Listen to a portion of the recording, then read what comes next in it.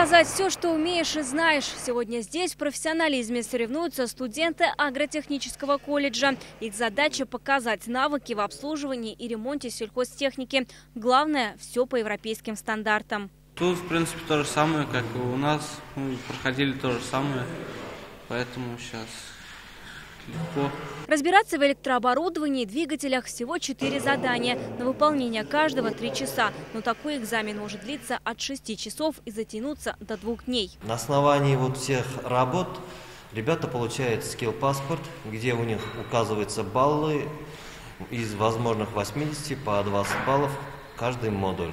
Такой скилл-паспорт станет дополнением к диплому. Его можно будет предоставить и будущему работодателю. Они, кстати, следят за работой студентов во время экзамена и уже подбирают себе кадры. Такие экзамены проходят в 6 центрах республики. Все они должны быть полностью оснащены. Во-первых, это ресурсный центр.